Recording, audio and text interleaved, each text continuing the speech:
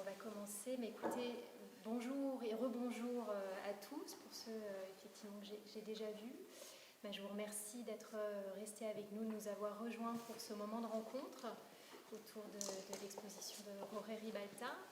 Et je suis très heureuse et honorée également d'accueillir aujourd'hui à nos côtés Hilde Van Gelder et Jacques Lemierre qui vont nous accompagner le temps de cette discussion pour nous éclairer sur les enjeux, les thématiques qui traversent l'œuvre de Jorge Ribalta, nous ouvrir également sur des questionnements plus larges sur le devenir patrimoine des bâtiments industriels et de l'histoire ouvrière, ces enjeux évidemment économiques, sociaux et même idéologiques.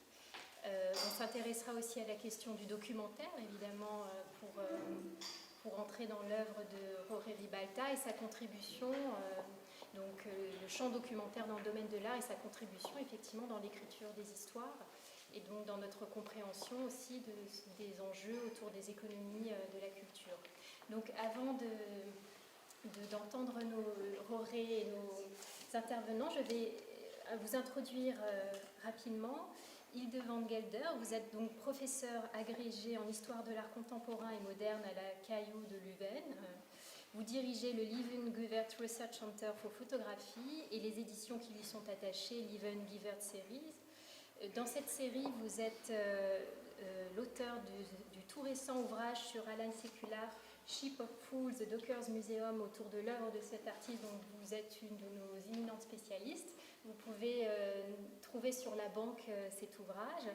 Vous êtes aussi commissaire d'exposition. Certains auront peut-être pu découvrir au Jeu de Paume à l'hiver dernier un programme vidéo que vous avez co-curaté avec Marta Panza.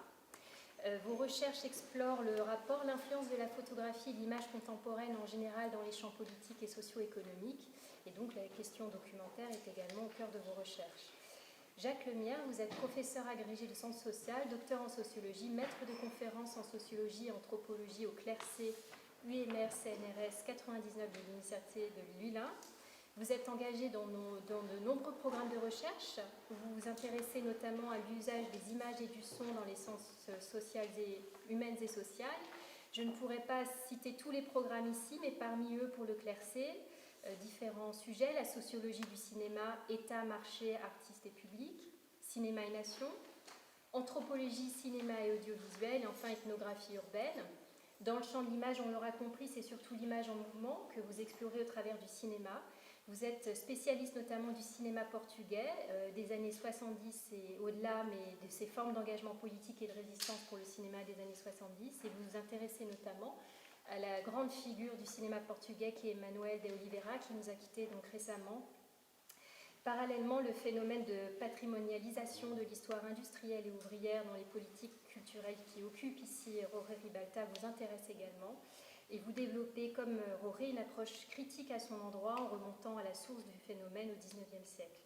Donc avant de vous entendre, Hilde Van Gelder et Jacques Lemierre, à propos et autour du travail de Jorge et des thèmes que je viens d'évoquer rapidement, je me tourne vers Jorge pour effectivement qu'il nous introduise à ce projet Renaissance, au contexte de sa réalisation, sa généalogie, la place et l'inscription de cette série dans son œuvre. Je rappelle que Jorge est artiste mais aussi commissaire et chercheur.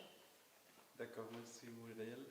Merci à tous pour retourner. Merci surtout à les amis de Paris qui nous avaient venus.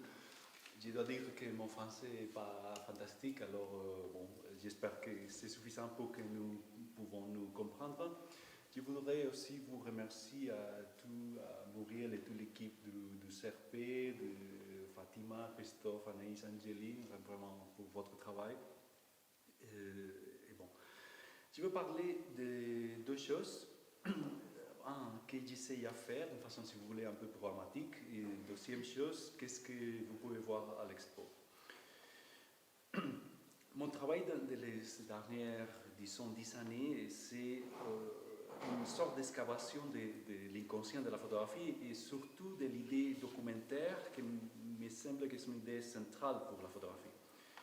Ma opération, dans ce sens, consiste à porter au présent cette idée historique, à à travers une certaine ressignification des trois moments clés dans l'origine de cette idée, de la façon que cette idée a été resignifiée à l'histoire de la photographie, et cette idée documentaire, cette poétique documentaire, et que sont une sorte ces trois moments sont comme les sortes de strates géologiques de ce que j'appelle l'inconscient du dispositif photographique.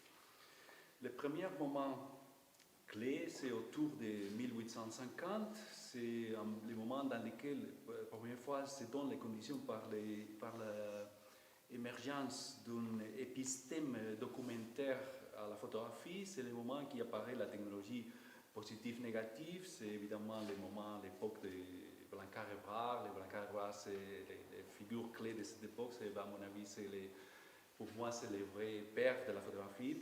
C'est l'époque qu'il invente l'albumina, qu'il produit les premières générations d'albums photographiques à Lille. C'est aussi l'époque des premières grandes campagnes photographiques de l'histoire. C'est surtout la vision photographique en France en 1851. Pourtant, comme premier constat de l'observation de cette première état géologique, peut-être j'ai mis une benne de paroles, excusez-moi, hein. Non, mais le premier constat, c'est que la photographie naît comme instrument pour l'archive et la propagande au service de l'État-nation. Les monuments, les patrimoines sont indissociables de la production du discours national, un discours de nationalisme. Voilà, le deuxième moment clé de cette histoire ou généalogie de l'idée documentaire, c'est autour de 1930, c'est quand les discours documentaires spécifiquement dit né, ça veut dire que la fonction documentaire est antérieure, mais la naissance d'un discours spécifiquement qui se définit comme documentaire, c'est autour de la fin des années 20, autour de 1930. Un des pères de cette idée, John Grierson, l'anglais, le définit comme le traitement créatif de l'actualité. C'est l'époque les périodes d'entre-guerres, c'est l'époque de la naissance des moyens des médias, c'est les moments de l'éclosion de la culture visuelle moderne, les revues, la presse, le cinéma, la massification du cinéma. Ça veut dire, les documentaires, c'est un discours qui apparaît justement dans cette tension, cette point de trouver entre l'art et les médias. Voilà.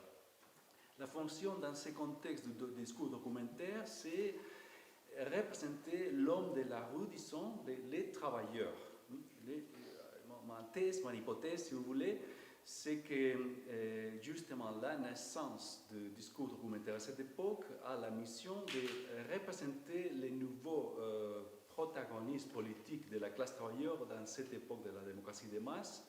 Et il faut comprendre que c'est l'époque de la photographie ouvrière, c'est l'époque de Jody Stevens, c'est l'époque de la photographie soviétique, du mouvement documentaire britannique, c'est l'époque de la Foreign Security Administration aux États-Unis, et c'est aussi l'époque qui théorise que la photographie permet de comprendre la complexité sociale, et dans ce sens, pour moi, les Russes, Sergei Tretyakov, c'est une figure clé. Pourtant, de façon, si vous voulez, très synthétique, les constats, les deuxième constat qui vient d'observer ces moments, c'est que le documentaire est un art pour la représentation du travail et des travailleurs.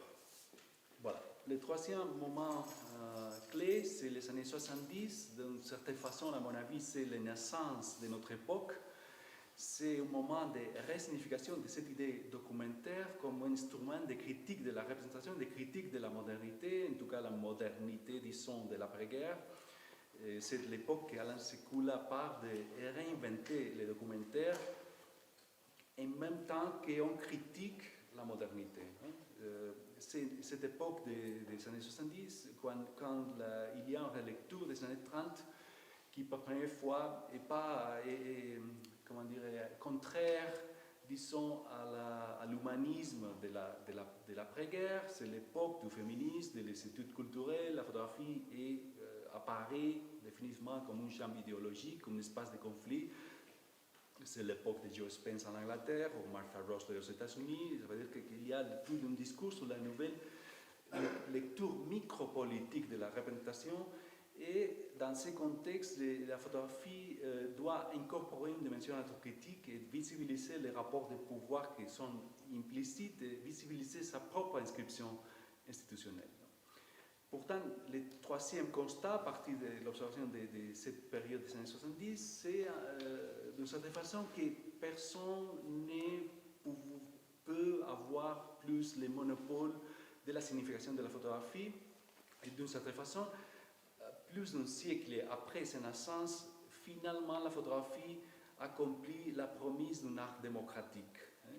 C'est à les années 70 quand finalement la photographie a un accès populaire général. Pas aux années 30 avec la photographie ouverte, vraiment on peut parler de que ça se produit de la même façon. Voilà. Alors, de cette sorte d'excavation historique de ces trois moments fondationaux, de cette idée documentaire, cette poétique documentaire, pour moi, se formule un certain projet artistique orienté à la continuation de ces projets documentaires modernes d'une façon autoréflexive pour représenter les champs culturels, le travail culturel que c'est mon travail et c'est les champs dans lesquels je m'inscris.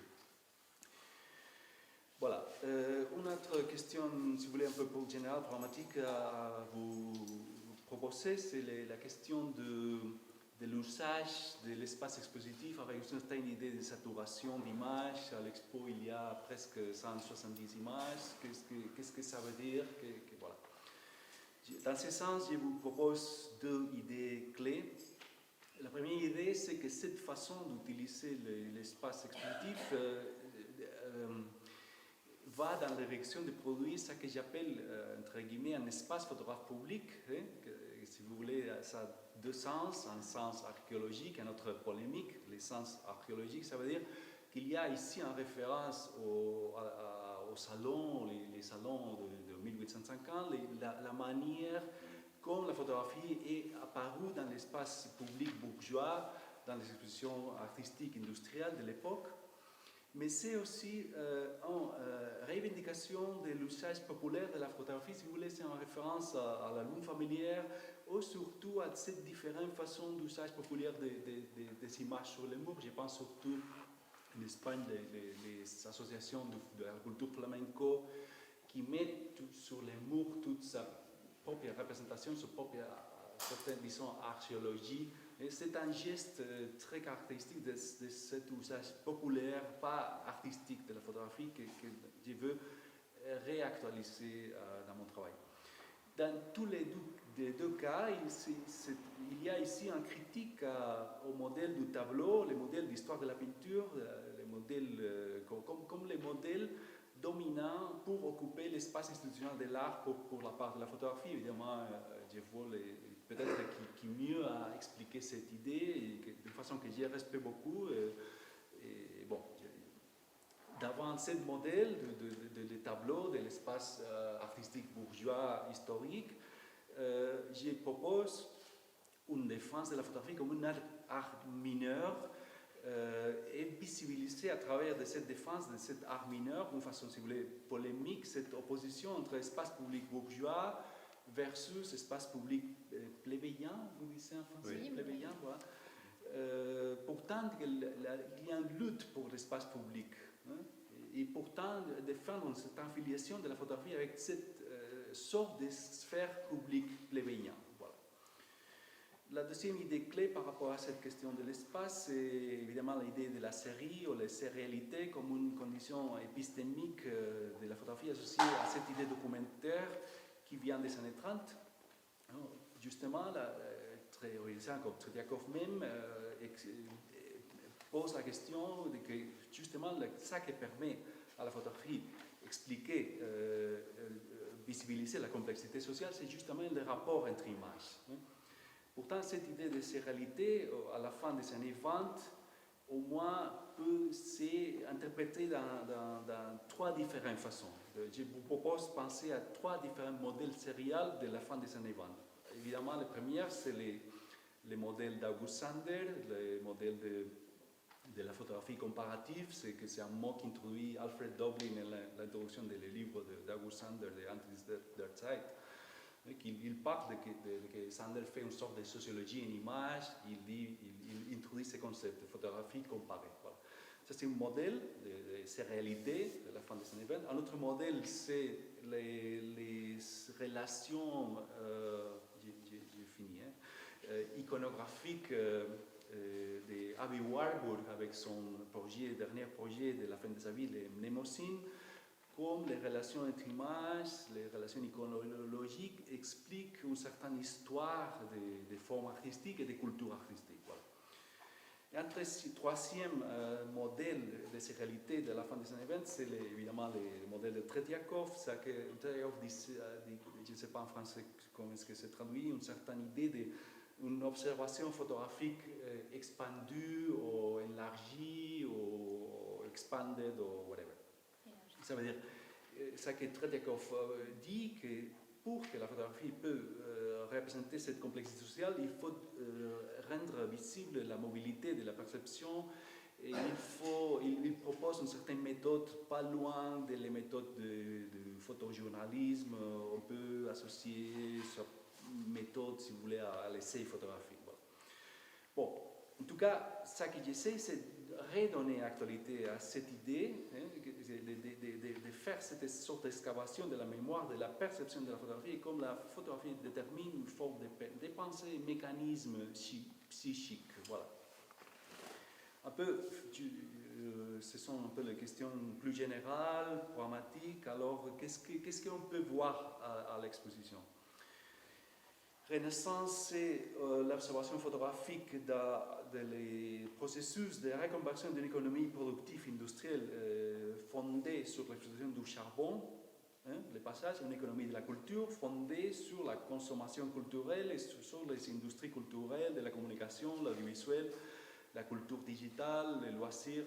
Un processus que ce n'est pas évidemment pas local, c'est un processus général dans lequel nous, les artistes et les institutions de l'art, nous participons. Ces projets, les titres pourraient avoir effectivement une interrogation, c'est effectivement interrogatif, et la citation dans l'entrée, la relation de Louvre-Lens, que c'est d'où vient les titres, ça devrait avoir aussi une interrogation. La question c'est, nous sommes vraiment devant une renaissance. Alors, c'est caractéristique de ce processus de la reconversion économique, l'usage d'une propagande, d'une rhétorique qui cherche un certain consensus social qui ne rend pas visibles les questions sur les effets sociaux des modèles. Voilà. Renaissance, comme peut-être vous, qui venez de la région, vous savez, c'est aussi les titres de l'île 3000 que j'ai appris plus tard. C'est-à-dire quand j'ai mis les titres, je ne savais pas. Et c'est par hasard, cette coïncidence, et peut-être Jacques après va parler de ça. Alors la question c'est est-ce que cette économie post-industrielle, avec toutes ces grandiloquences, va proportionner les conditions pour les classes populaires qui produisent le capitalisme industriel de l'après-guerre, dans cette période que l'historien que j'aime beaucoup, Eric Hobsbawm, a nommé l'âge d'or du capitalisme, les années 50-60 surtout, l'époque qui a vu le plus grand progrès de la classe populaire dans l'histoire de l'humanité. Pourtant, j'ai veux mettre question sur ce processus. Voilà. Alors, les sous-titres des sens que j'ai utilisés pour la série ont un double sens. Évidemment, sens sont vue, image, mais sont aussi les moments d'une représentation théâtrale. Dans ce sens, le modèle théâtral, mon travail, c'est important.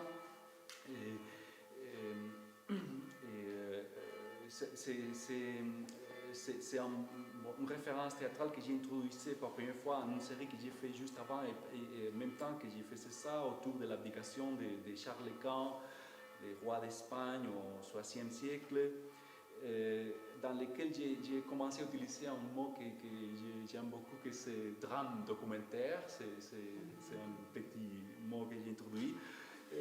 Et dans lequel Charles Quint, c'est une figure qui me sert comme une sorte d'alter ego, une figure qui me permet une certaine multiplication d'initiatives, une certaine signification une initiation tragicomique, si vous voulez. Voilà.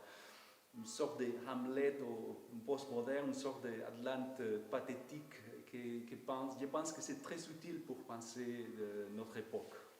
Voilà, j'ai fini. Alors, les structures de la série, d'accord avec cette idée théâtrale, s'organisent en 3 actes, 3 moments. Les premières, c'est les plus historiques, qui vient de ce mécanisme de l'observation de la contemporanéité qui met en marche tout le dispositif de mémoire et de fantaisie. Et quand on regarde l'ouvrance, on commence à penser à les débuts du système capitaliste de cette nation en Europe. Voilà. Et ça correspond à ces 3 mots ici. Le deuxième acte, c'est sur cette question de devenir monument, devenir patrimoine, c'est ces 3 mots ici. Et le troisième acte, au moment, c'est la salle là, sur toute la dialectique entre travail et loisir. J'ai parlé vraiment, j'ai fini. Les charlatans. Je vous explique très rapidement que cette série part d'une trilogie sur Charles-Quint, même si c'est une pièce autonome, mais c'est pas une trilogie qui est juste finie avec une image. La série que j'ai fait sur l'autre série sur l'abdication, la mort de Charles-Quint, finissait avec une image de le portrait de banquier Fugger, une image différente de ça, mais l'ouvrance. Et cette série commence justement avec une image de le même endroit. Je viens de l'Espagne, mon travail vient c'est une tentative de critiquer le nationalisme en tant qu'inconscient de cette culture documentaire, du champ culturel. Et en Espagne, Charles-Quint, c'est très important, je pense, comme référence pour construire cette critique du nationalisme, une figure hyper mythifiée, le début de cette mythe de l'Empire espagnol. Voilà, alors c'est une figure clé pour plusieurs raisons. Et ça serait la deuxième part de cette trilogie, l'Europe, etc. Il y a une troisième pièce de la trilogie qui c'est sur l'Amérique, les problèmes de la colonisation. Voilà. Alors voilà, c'est ma manière de réinventer les documentaires aujourd'hui comme une méthode délirante qui veut poser comme l'observation photographique de la matérialité du présent historique et aussi, on doit aussi donner comme des aspects psychiques de cette observation. Voilà. Et voilà, si vous voulez, après, on peut faire un parcours par l'expo et voir un peu les détails parce qu'il y a toute une complexité des relations des images que peut-être c'est pas si évident et on peut parler à ça. Alors, je pense que maintenant Hilde va parler des questions de la politique du documentaire et après Jacques va parler effectivement de cette critique de la patrimonialisation et un peu tous les aspects idéologiques implicites en ce devenir monument de la culture du travail industriel. Et voilà. Merci Jorge, merci Muriel pour la formidable invitation. Je suis très heureuse d'être ici et de pouvoir participer à ce très chaleureux événement dans ce bel espace. Voilà, donc en effet vous m'avez demandé de parler sur les critiques dans les photographies documentaires actuelles, mais je vais vous en parler à partir du travail qu'on regarde autour de nous aujourd'hui. Donc je voulais partager avec vous mes impressions du travail que Jorge a réalisé ici et j'ai décelé quelques axes thématiques. Après on pourrait peut-être en discuter qui pourront se traduire en des questions en effet pour toi, Jorge. Donc je pense que c'est un projet qui nous entoure ici, qui est très très longuement réfléchi et il mérite donc aussi vraiment que nous on engage avec les images qui sont là, qui sont vraiment remarquables et qui laissent seulement se déceler en plusieurs couches. Il faut prendre le temps, passer du temps avec cette installation qui est vraiment conçue pour cet espace et on le voit aussi, vous le voyez d'abord déjà au niveau formel, il y a du noir et blanc. Regardez le sol, c'est géométrique, tout est parfait. Vraiment, c'est très très impressionnant, je pense. Il y a une intensité dans l'installation du projet qui tout de suite, comme spectateur, on le ressent. En même temps, il y a une intimité, on sent aussi en étant ici maintenant dans l'espace, une intimité qui est fort liée à ce projet. Et tu parlais tout à l'heure d'une lutte pour l'espace public. C'est intéressant de penser à ce paradoxe qu'une lutte pour l'espace public peut passer par une intimité, par une forte intimité. Voilà, on pourrait en rediscuter après. Par rapport donc à la critique documentaire, mon impression est, ça peut être personnel, hein, Jorge, mais que tu ne fais pas une critique documentaire classique. J'ai l'impression que tu passes même aussi au-delà du projet d'Alan Sekula, auquel tu fais beaucoup référence, mais il me semble que tu essayes de développer une photographie documentaire qui en même temps est visionnaire. Je voudrais proposer le mot visionnaire plutôt que documentaire. Okay. Parce que critique, on peut avoir une impression que tu es en train de faire certaines reproches assez explicites, et la subtilité de ton travail va quand même au-delà de la reproche flagrante. Et dans ce sens, il me semble que tu essayes de construire une réalité à travers la photographie analogue, qui est quand même un médium fort vieux aujourd'hui, mais tu essayes de le renouveler dans un processus performatif, je dirais, pour créer, penser, réfléchir ensemble dans le commun des réalités qu'on essaye de s'imaginer ensemble. Et oui, ça suscite des sensations, on pourrait dire des sensations de ce qui n'est pas là, ce qui n'est pas encore connu. Ça anticipe aussi sur un futur à venir. Ça, c'est mon impression générale de ce qui se passe ici dans la pièce. Puis maintenant, j'ai essayé d'articuler ça dans des termes un peu plus concrets. Et le premier axe, c'est quand même le titre, Renaissance. Il y a des grands historiens de la Renaissance, hein, surtout ici en France. Il y a des historiens très très impressionnants comme Patricia Falgueres, qui est à Paris par exemple. Elle donne des conférences dans le milieu de l'art contemporain, et c'est très très intéressant comment Patricia essaye de lier le concept de Renaissance à l'art contemporain, tout justement. Et donc elle propose de penser la Renaissance comme un événement, un grand événement historique qui a aussi causé à un certain moment de l'histoire une forte césure. Ça a été une transformation collective d'une société, et à son impression à elle, c'est un moment similaire que nous sommes en train de vivre aujourd'hui. Il y a des choses ici dans tes photos, voilà, qui connectent avec ça. Hein. Nous pensons qu'à la situation actuelle aujourd'hui, pareil, on est en train de discuter sur la situation du climat. Ce sont des très très grands problèmes, thèmes aussi, et voilà, il faut une certaine renaissance au niveau de la société, et non seulement au niveau microscopique, mais plus grande. Et donc ça, ce serait peut-être aussi une première chose pour discuter après. Tu focalises beaucoup sur la reconversion culturelle de la région d'ici.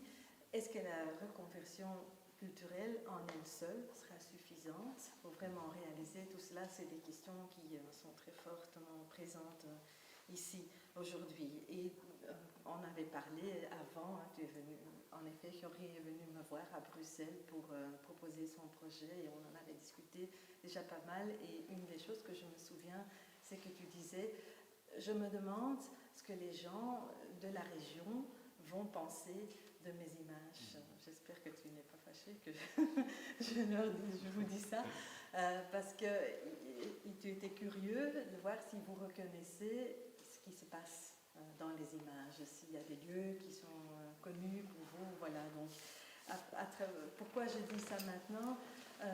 Parce que c'est peut-être à travers ces petits éléments qu'on peut commencer à voir une histoire plus grande. Voilà, on pourrait peut-être en reparler après. Je voudrais terminer avec 4 petits outils que je pense que tu utilises dans la série de photos qui sont essentielles à ta stratégie photographique, si tu veux. Donc, on a déjà dit, c'est la photographie analogue, donc il n'y a pas de numérique dans ces images, c'est vraiment un processus d'imprimer les images de façon très classique, et ça veut donc dire qu'on rentre un peu dans les théories de la photographie qui aujourd'hui ne sont plus très à la mode, mais la théorie de l'indexicalité de la photographie. Ça veut dire que les photos sont une trace physique, matérielle de la réalité qu'on voit. Il y a le processus du développement de l'image, on a vraiment une relation physique et matérielle avec la réalité qui maintenant n'est plus là. Donc cette idée du trace, et la trace par rapport au temps est quand même très présente dans l'installation.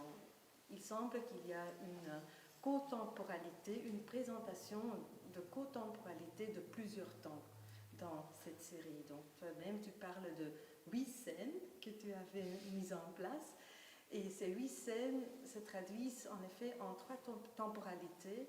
La première temporalité, elle est là, derrière vous, si vous voulez. C'est la temporalité historique, les traces du passé. Et puis, il y a la temporalité d'aujourd'hui, de la reconversion des sites, des mines qui se sont retransformés en sites du patrimoine et culturel. Et puis, il y a la temporalité, au moins, du futur, qui est plutôt là. C'est la temporalité du passé, toi tu dis c'est la temporalité de la longue durée du capitalisme qui est venue auprès de nous maintenant depuis la Renaissance.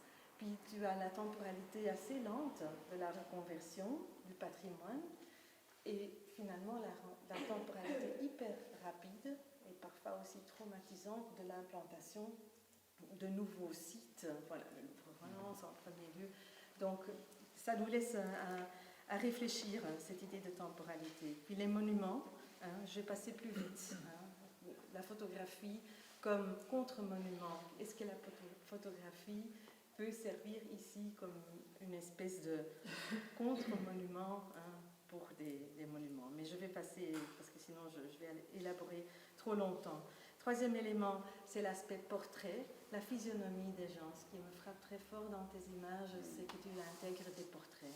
Tout d'un coup, tu vois des gens qui t'adressent presque la parole, tellement la frontalité du portrait est frappant, intéressant, et ça ajoute à la narration des séquences. Et pour terminer, la relation entre image et texte, je pense, est très intéressante, parce que le texte, il est là, mais il est caché. Enfin, il n'est pas très caché, mais bon, c'est pas sur les murs, donc c'est une stratégie consciente. Oui, et donc, bien sûr, j'ai oublié de le dire, mais ton travail d'artiste est nourri par ton travail de commissaire d'exposition, de théoricien, c'est tellement riche. Et ça, tu vois ça dans une décision délibérée, d'avoir le texte un peu à côté, mais quand même présent dans l'espace. Donc voilà, je pense que ça crée un contexte d'un engagement artistique qui, pour nous, si on peut s'y lancer, nous apporte beaucoup. Je vais arrêter là, on pourrait en rediscuter. Jacques, est-ce que vous Oui. Alors moi je suis là dans un autre rôle, parce que moi je ne viens pas de la critique de la photographie, j'ai une relation à la question des images et des sons, mais pas une antériorité de travail sur la photographie, bien que Roge ait été invité l'année dernière dans le séminaire Images, Sons, Sciences sociales que j'ai à l'Université de Lille pour présenter son travail qu'il a évoqué tout à l'heure sur une des périodes de sa généalogie, qui est la période de la photographie militante, ouvrière de l'entre-deux-guerres. Alors, bon, je vais peut-être dire des choses qui fâchent un peu, de ma position de sociologue et d'anthropologue, de ce moment de la transformation de nos sociétés. Alors, je vais le dire avec beaucoup de tact et beaucoup de respect, et en même temps d'emblée, on est devant des phénomènes extrêmement contradictoires, on est devant des phénomènes extrêmement complexes, et nous-mêmes nous en participons. C'est-à-dire que j'ai bien entendu tout à l'heure que Roger dit, voilà, dans cette consommation culturelle qui nous est proposée comme présent par rapport à un passé révolu et comme devenir, nous, artistes, nous en participons. Donc, les choses que je vais dire et qui pourraient un peu fâcher sur un certain usage de la culture et du patrimoine que fait notre société présente, moi-même, je m'y inclus. Donc il ne faut surtout ne pas penser qu'il y ait là une espèce de surplomb, qu'il y aurait quelques personnes qui pourraient être au-dessus de tout ça, et puis regarder un peu d'en haut ce qui serait un en bas pas très formidable. Entendez bien que ce que vous allez m'entendre dire sur certains usages contemporains de la culture, celui qui vous le dit n'arrête pas de faire de la programmation culturelle. Je veux dire, je programme le cinéma dans Cité Philo à Lille, je fais des présentations de cinéma portugais, j'ai créé un nouveau ciné-club qui est sans doute très proche de choses qui ont existé ici au Jean Renoir à Douchy, etc. Donc je suis complètement dedans. Bon, j'essaie d'être indépendant et pas trop dépendant de l'argent public. Quand on a des choses à dire contre la politique publique, il vaut mieux garder sa distance pour rester libre. Alors, voilà, je ne veux pas être le méchant du commissariat, hein, celui qui dit les choses pas sympathiques, alors que d'autres disent des choses plus sympathiques. Mais il faut quand même dire les choses. Alors, on est dans un moment, et l'exposition documente ce moment. Elle le documente en termes de temps, puisque là, on va se promener de lieux où cette politique culturelle et patrimoniale a commencé à marquer son empreinte dans la région, c'est l'Howard 1984, et que l'exposition va se terminer sur une image du Louvre-Lens, et le Louvre-Lens, c'est la fin 2012. Donc, ça fait quand même 30 années. 30 années sur lesquelles on peut peut-être avoir un regard et un recul. Alors, je vais essayer de déplier les choses à partir d'une idée. En fait, nous baignons, et nous sommes impliqués, dans une nouvelle idéologie, dont je dirais que c'est une idéologie du tout culturel, et qui se croise avec une machinerie patrimoniale. Alors, machinerie patrimoniale, je l'emprunte à un auteur qui s'appelle Henri-Pierre Jeudi, qui a écrit un petit livre tout à fait roboratif, qui s'appelle La machinerie patrimoniale. D'ailleurs, l'éditeur a tellement eu peur, peut-être du titre, La machinerie patrimoniale, que l'ouvrage a 2 titres, ce qui est très rare dans l'édition. La page de couverture dit La machine patrimoniale, c'est un petit peu plus soft. Et puis la deuxième occurrence, c'est quand le livre commence avec la page de couverture, mais interne, en papier et pas en carton, et c'est écrit La machinerie patrimoniale. La machinerie, c'est plus grave, c'est plus puissant. Henri-Pierre Jeudi. Et puis le tout culturel. Bon, il y a des auteurs qui pensent ça. Je pense à quelqu'un comme Alain Brossat, qui a écrit un livre au titre un peu pénible, Le grand dégoût culturel. Le dégoût. Bon. Alors, je pense on est d'un côté, alors je le dis dans mes mots, on est d'un côté dans une sorte de totémisation du mot culture et de tout ce qui va s'enclencher à partir de lui. Et de l'autre côté, et ça se croise, on est dans ce que j'appellerais une patrimonialisation addictive. Alors, la culture totémisée, écoutez, regardons les éditoriaux des bulletins de communication municipale, regardons les bulletins de communication départementale, regardons les bulletins de communication régionale. On va avoir un usage du mot culture qui n'est jamais défini. Ça devient, c'est pour ça que je parle de totem, qui n'est jamais défini et qui va être totémisé au nom de la conservation et de la reconstitution du lien social. Lien social dont on sait qu'il a été défait quand l'industrie matérielle qui employait des ouvriers, qui employait autour des ouvriers toute une série d'employés et puis de structures qui étaient là faire fonctionner l'autour de l'usine a disparu.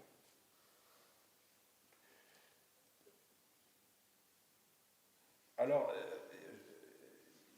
il y a une différence entre art et culture qui me semble très importante pour que la discussion ne se perde pas. L'art, ce sont des gestes qui transgressent et qui divisent. S'il y a de l'art, c'est qu'il y a quelque chose qui ne va pas de soi, et ça ne va pas réunir les publics. Alors que la culture, c'est de l'art qui a été accepté, qui s'est consolidé, qui a été cristallisé, et qui peut être transmis. Donc la culture, ça réunit.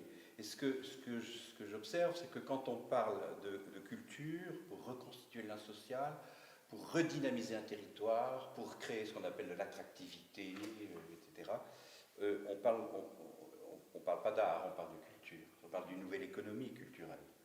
Je pense, comme universitaire d'ailleurs, qu'on parle de nouvelle économie culturelle dans les territoires qu'il faut revitaliser. Comme à l'université, peut-être pas pour le meilleur, on parle d'économie de la connaissance. Mais moi, je préfère le mot pensée au mot connaissance. Et on ne va pas dire on va faire une économie de la pensée. On peut faire une économie de la connaissance. On ne va pas dire on va faire une nouvelle économie de l'art. Non, c'est une économie culturelle. Donc, voilà. Dans le champ du loisir et de la culture, quelque chose qui marche avec quelque chose qui est en train de changer dans le champ universitaire. D'ailleurs, tous les maires des villes moyennes de France ont voulu leurs universités, et à peu près tous les maires veulent leur musée de l'ancienne usine et leur médiathèque. Enfin, alors, voilà, bon. Et puis là, va arriver la patrimonialisation. Alors, là, c'est pareil, pas de surplomb. Je n'ai aucun surplomb par rapport à ce qui sera la fierté ouvrière d'un passé industriel qui a eu lieu. Des savoir-faire qui étaient liés et des manières d'être qui étaient attachées. Mais j'observe des choses parce que j'ai fait des enquêtes dans des endroits où ces choses se déroulent. Et je pense en particulier à la patrimonialisation des lieux de travail, miniers ou industriels, dont on sait, et tu le documentes ici, Roger, qui sont transformés en lieux de loisirs, lieux de spectacle, musées, écoles d'art, universités, lieux de culture, etc.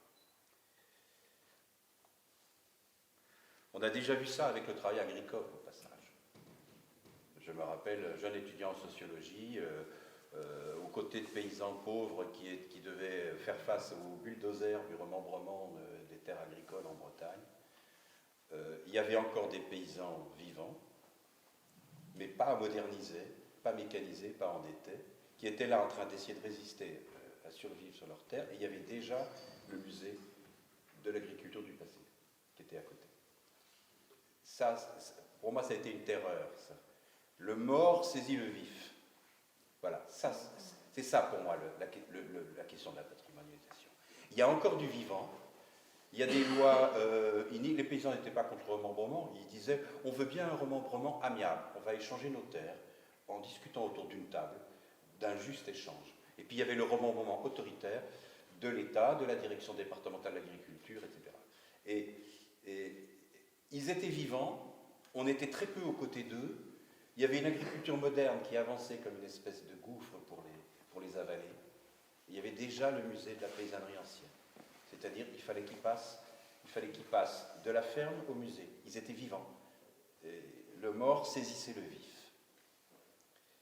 Alors ça, je l'ai vu et je le vois dans la région, dans mes enquêtes. Je le vois avec des situations, alors qui sont les suivantes. Et j'induis cette idée qu'il y a quelque chose qui est beaucoup plus visible quand on patrimonialise des lieux qui ne sont pas des lieux de travail industriel, mais qui sont des lieux d'habitat articulés à l'ancien lieu de travail industriel.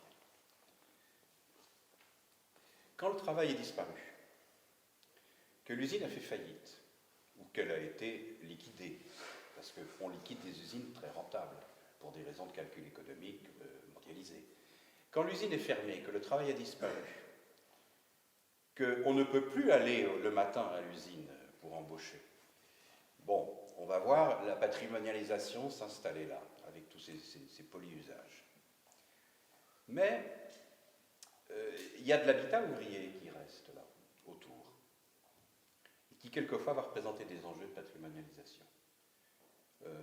Il y a une photo qui m'intéresse beaucoup parmi celles que tu as prises, c'est la photo d'un des pavillons de Guise, le familistère de Guise, où le projet utopique, dans ses vicissitudes, enfin, ça a duré un siècle, en gros, ça s'est arrêté en 68 d'ailleurs, c'est intéressant, la coopération rêvée par Godin, associative, etc., s'arrête en 68.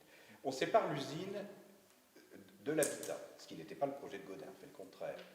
Mais des gens vont rester habités. Moi, quand je suis arrivé dans le Nord, je ne suis pas nordiste, je suis allé à Guise, et j'ai vu encore le pavillon que tu photographies, qui est en train d'être muséifié, il l'est déjà, habité. Les gens ont été chassés de ça, pour que le musée s'étende. Moi, si je vais à Guise aujourd'hui, 15 ans après ma première visite, je vois les mêmes lieux et les gens chassés. Et entre les deux, j'ai pu faire des visites où je voyais les pancartes, les petites affichettes de protestation à l'intérieur du familistère. Donc, ils étaient vifs et ils habitaient, on les a chassés, ils ont essayé de résister, ils n'ont pas pu. Aujourd'hui, ils sont ailleurs, c'est muséifié. Et là, je pense que là, on saisit mieux ce qui est en jeu, du point de vue des enjeux idéologiques, sociopolitiques, de la patrimonialisation.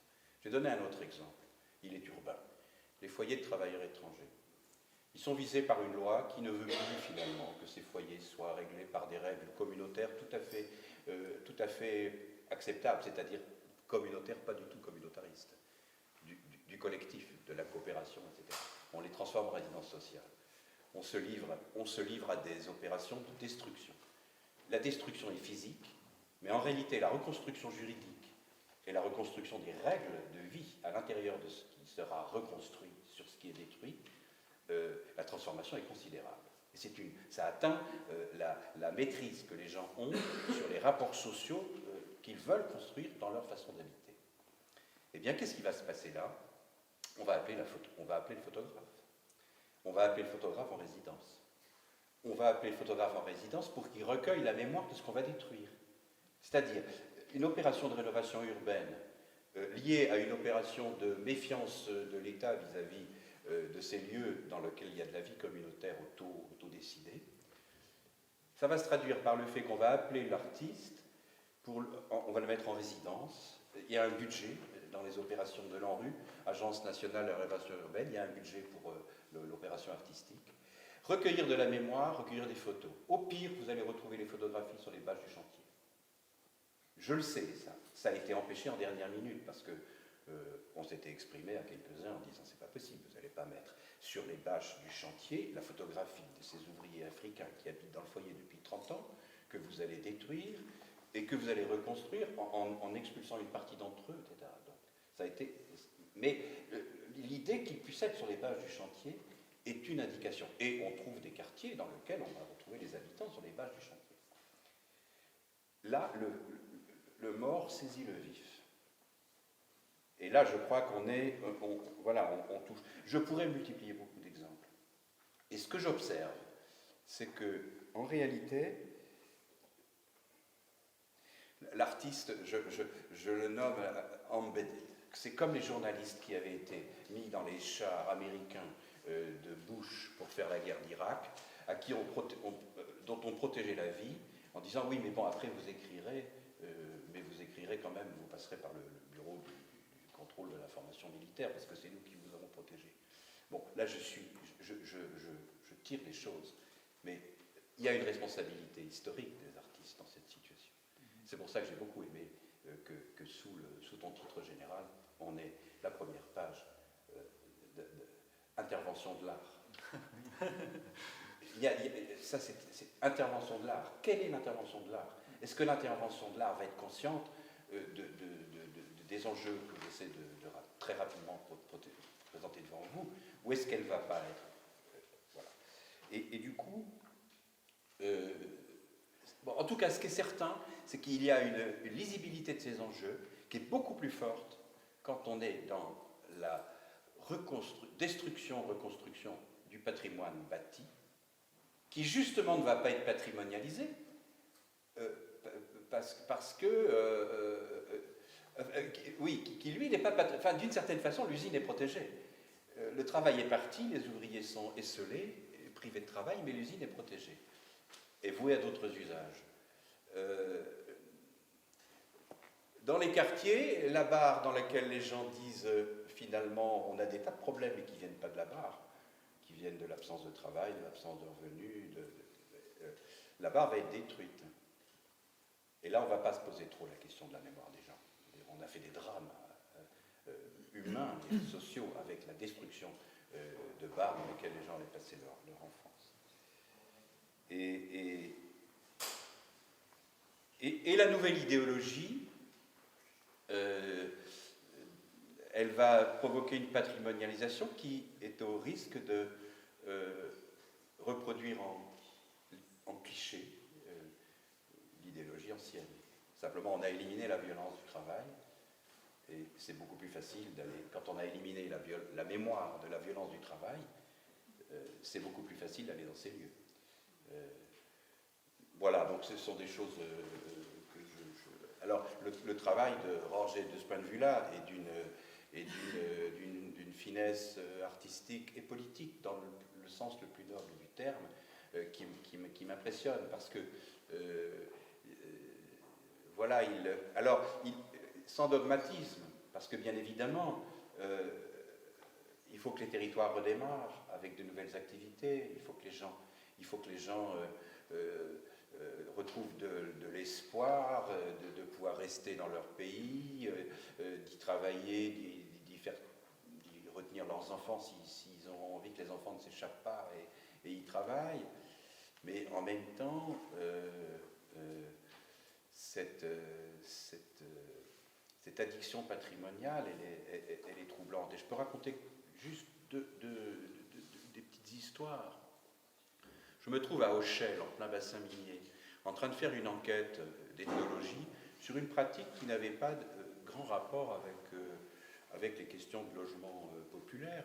Vous savez que dans le Nord, les gens mettent des objets sur leur appui de fenêtre. Et les objets sont visibles de la rue. Et alors ça, je trouve ça magnifique, parce que la fenêtre, normalement, la fenêtre de la maison sur la rue, elle n'est pas faite pour que le regard entre dans l'intimité de la maison. En même temps, si vous avez des objets, que vous avez des collections, vous êtes habilité à vous arrêter un peu, à regarder, et si vous regardez les objets, parce qu'ils sont exposés, comme dans une vitrine, vous allez être au risque que votre regard entre dans l'intimité. Donc j'ai fait une enquête là-dessus, avec une collègue anthropologue. Et on la faisait au moment où le musée de Lens, le Louvre-Lens, était encore en projet, n'était pas encore là. Et on s'est rendu compte, en faisant l'enquête, de plusieurs choses. On s'est rendu compte que, d'abord, les gens, quand on arrivait... Alors, moi, je ne suis pas photographe, mais il arrive que dans notre travail d'anthropologie, on utilise la photographie. On l'utilise pour recenser, etc., mais pas d'un point de vue artistique, mais d'un point de vue technique, une méthode d'inventaire. Et donc, on avait décidé de se présenter dans les corons du bassin minier sans cacher nos appareils photographiques, ce qui était finalement un geste d'affichage qu'on était là. On ne craignait pas d'être illégitime à être là, et qu'on allait entrer en contact, puisqu'on allait photographier la fenêtre, et que les gens allaient forcément ouvrir la porte en nous demandant qu'est-ce qu'on faisait. Et c'était comme ça qu'on commençait à entrer en dialogue, et qu'on entrait dans les maisons, où tout souvent on découvrait qu'il y avait un musée personnel dans la maison qui était amorcé par les objets qui étaient à la fenêtre. C'était formidable. Eh bien, on a trouvé des corons dans lesquels les gens nous disaient « mais pourquoi on détruit notre coron ?» Il y avait des gens qui avaient des maisons, qui habitaient entre des maisons murées, ils savaient qu'à terme c'était menacé. Et là, on avait une conception populaire du patrimoine qui venait conjurer le discours officiel du patrimoine. Moi, je me rappelle d'une dame qui me dit « mais regardez, nos petites maisons, elles sont bien, il faudrait les rénover un peu, et puis il y a tant de jeunes couples qui cherchent des maisons, pourquoi les détruire, etc. Mais c'est très bien, et puis c'est notre patrimoine. » Et elle me désigne les pavillons de la reconstruction qui allaient remplacer les corons, qui étaient à l'autre bout du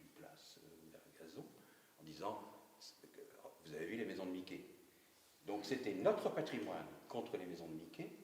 Et là, on avait un point de vue populaire sur le fait qu'il fallait patrimonialiser. Mais d'une certaine façon, on ne patrimonialise pas forcément là où il faut. Mais patrimonialiser pas pour changer les usages, pour permettre aux gens de continuer à vivre dans des espaces qui sont porteurs d'une mémoire ouvrière et populaire ancienne.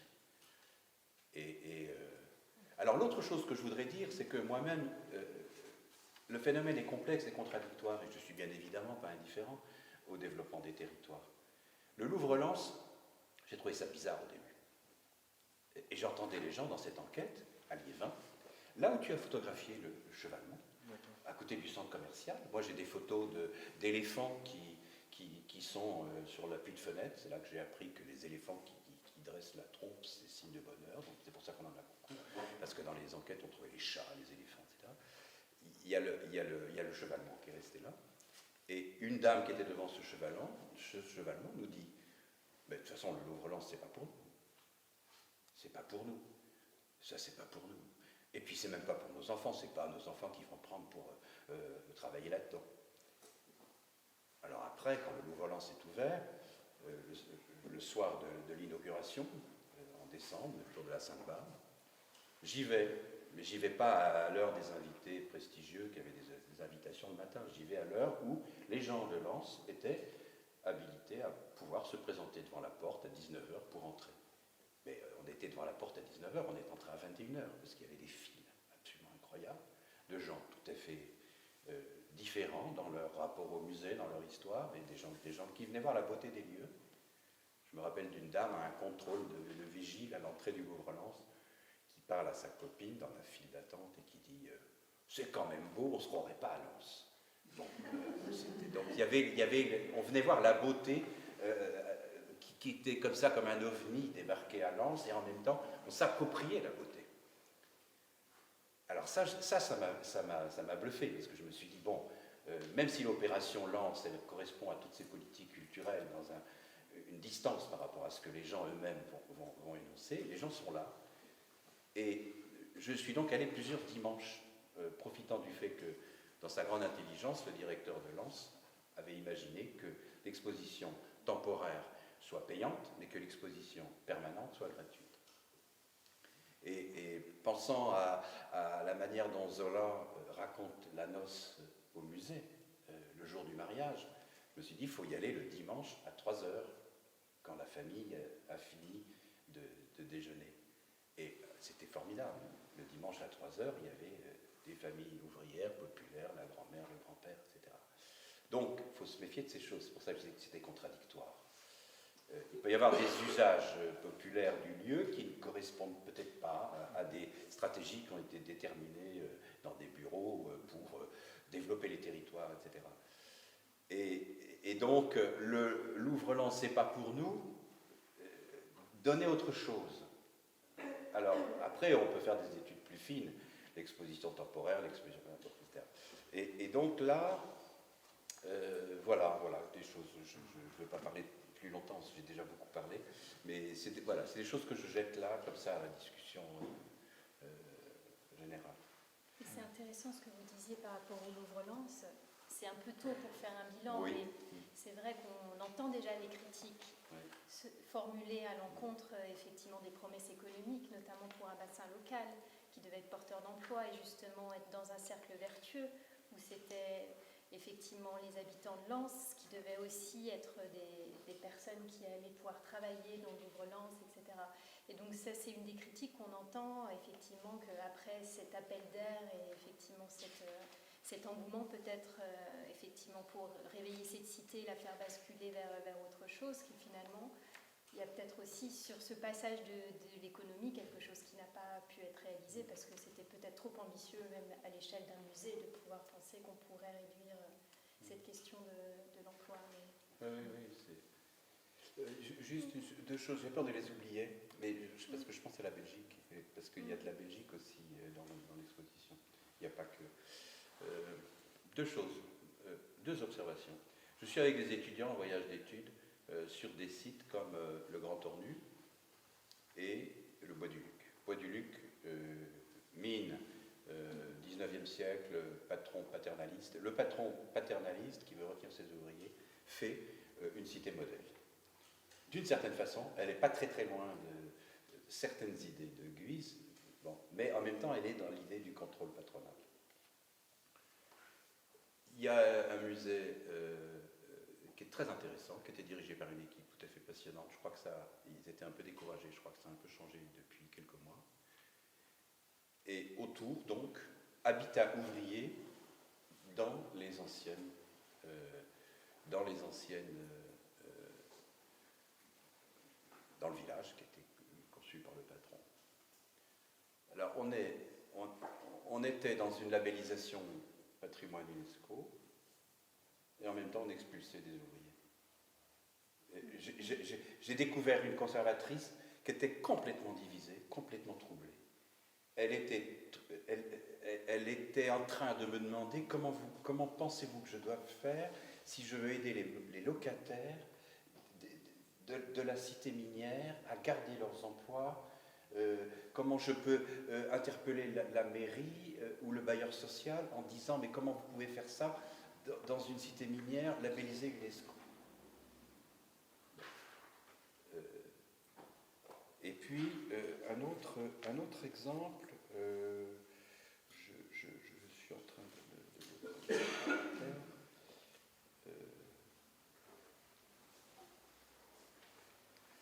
c'est le Grand Tornu. Le Grand Tornu, c'est très intéressant parce que, bon, le Ward, musée de la mine, il y avait une mine, on fait un musée de la mine. Bon, très bien. Familistère de Guise, Godin. Bon, il y avait une muséographie un petit peu pauvre, qui était jugée obsolète. On pouvait visiter un logement ouvrier. On décide de faire un grand musée de taille européenne, avec tous les attributs du grand musée européen qui va drainer une chalandise ou une clientèle lointaine. Donc il faut qu'on récupère de l'espace, etc. Et on muséifie. Le Grand Tornu, alors c'était une mine, c'est pas exactement, c'est plus fin 18e que 19e, du point de vue des idées qui l'inspirent. Et on fait un lieu d'art contemporain. Je fais la visite avec mes étudiants. Alors nous, on était intéressés par l'ensemble architectural, pas simplement la mine, et puis les bâtiments d'administration de la mine, et puis les bâtiments collectifs, le théâtre, etc. Bon. On était intéressés aussi par tout le dispositif d'habitat qui avait été conçu autour du Grand Tornu. Alors on prend les billets, tout ça était préparé, et ils savaient que je venais avec des étudiants, sociologie, anthropologie, intéressés à tout ça. Où s'arrête la visite? Quand vous êtes dans la visite officielle du Grand Tornu, vous ne quittez pas l'espace des bâtiments centraux, c'est-à-dire vous ne passez pas la rue, on vous arrête à une grille, vous ne passez pas la rue, vous faites tout seul la visite du bâti où on habite. Et ça, je trouve ça très intéressant. On patrimonialise une partie, mais pas tout. Alors, il y a des tas de variantes de la patrimonialisation qui sont voilà, intéressantes. Mais voilà, c'est... Je crois qu'on va s'arrêter là. Oui, je vous remercie tous encore une fois. Et... Voilà.